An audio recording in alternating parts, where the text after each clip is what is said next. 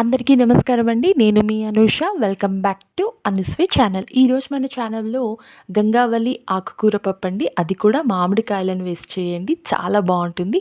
ఈ విధంగా ఒక్కసారైతే మీరు కూడా ట్రై చేయండి. మనకి వేసవి కాలంలో ఒంటికి చలవ చేయటానికి గంగావల్లి ఆకును ఎక్కువగా తీసుకుంటూ ఉంటాము కదండీ! అందులో ఈ విధంగా మామిడికాయ వేసి చూడండి. చాలా బావుంటుంది. టేస్ట్ వైస్‌గా, హెల్త్ వైస్‌గా కూడా గంగావల్లి ఆకులో చాలా పోషకాలుంటాయండి. ప్రోటీన్లు, ఖనిజ లవణాలతో పాటుగా మనకి చేపలలో ఉండేటువంటి ఒమేగా ఫ్యాటీ యాసిడ్స్ కూడా ఈ గంగావల్లి ఆకులో ఉంటాయండి. కాబట్టి ఈ ఎండాకాలంలో ఎక్కువగా లభించేటువంటి ఈ ఆకును మీ ఏరియాలో ఏమంటారో నాకు కామెంట్ సెక్షన్‌లో తెలియజేయండి. ముందుగా 4 కట్టలైతే తీసుకున్నానండి. ఇందులోకి నేను పుల్లగా ఉండేటువంటి 2 మామిడికాయలనైతే చిన్న సైజువి తీసుకొని పొట్టు తీసేసి ఈ విధంగా చిన్న చిన్న ముక్కలుగా కట్ చేసి పెట్టుకోవాలి. గంగావల్లి ఆకును కూడా 2, 3 సార్లు శుభ్రంగా కడిగి ఒక జల్లెడలో వేసుకోవాలి. నెక్స్ట్ ప్రెషర్ కుక్కర్ మీడియం సైజ్‌ది తీసుకోవాలండి. దాంట్లో ముందుగా మనం కడిగి శుభ్రంగా పెట్టినటువంటి గంగావల్లి ఆకు ఉంది కదండీ! దీంట్లో యాడ్ చేసుకోవాలి ప్రెషర్ కుక్కర్‌లో.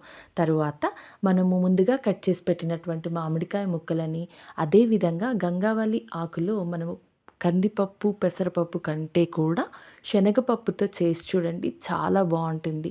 ఇక్కడైతే ఒక 1 అవర్ ముందుగా శనగపప్పునైతే నానబెట్టుకోవాలండి. ఇక్కడ నేను చిన్న కప్పు శనగపప్పు తీసుకున్నాను. దీన్ని ఒక 1 అవర్ పాటు నీటిల్లో నానబెట్టి, తరువాత శుభ్రంగా కడిగి దీంట్లో యాడ్ చేయాలి. తరువాత మామిడికాయ ముక్కలని, ఒక 2 టేబుల్ స్పూన్ల పసుపుని, తర్వాత ఒక టేబుల్ స్పూన్ ఉప్పు, తర్వాత ఒక టేబుల్ స్పూన్ కారము ఇవన్నీ వేసేసుకొని ఒక్క గ్లాస్ వాటర్ యాడ్ చేశానండి. మరీ పల్చగా కావాలి అనుకుంటే ఇంకొన్ని వాటర్ మీరు యాడ్ చేసుకోవచ్చు. ఈ విధంగా ఒక్కసారి మంచిగా కలిపి కుక్కర్ లిడ్ క్లోజ్ చేసేసి ఒక 3 విజిల్స్ అయితే రానివ్వాలండి. మంచిగా ఉడికిపోతుంది. అప్పుడు పప్పు అండ్ గంగావల్లి ఆకులో ఈ విధంగా కుక్కర్ లిడ్ ఓపెన్ చేసి పక్కన పెట్టుకోవాలి 3 విజిల్స్ వచ్చిన తర్వాత. నెక్స్ట్ ఒక కడాయి తీసుకొని పోపు దినుసులు వేసి పోపు చేసుకోవాలండి. 3 టేబుల్ స్పూన్ల ఆయిల్ వేసి జీలకర్ర, ఆవాలు, 4 పచ్చిమిర్చీలను కట్ చేసి వేసుకోవాలి. ఎండుమిర్చీలను కూడా పోపులో వేసుకుంటే చాలా బావుంటుంది. ఒక 4 ఎండుమిర్చీలు, తర్వాత వెల్లుల్లి రెబ్బలని 4-5 పెద్దవి తీసుకొని కచ్చా పచ్చా చేసి వేసుకొని మెంతి పౌడర్ అండి. ఇక్కడ 2 టేబుల్ స్పూన్ల మెంతి పౌడర్ వేసి ఫైనల్‌గా చిటికెడు పసుపు వేసుకోవాలి. ఒక్కసారి మంచిగా కలిపి కరివేపాకు ఆకులు, కొత్తిమీర ఆకులు కూడా పోపులో వేసి స్టవ్ ఆఫ్ చేసుకోవాలి.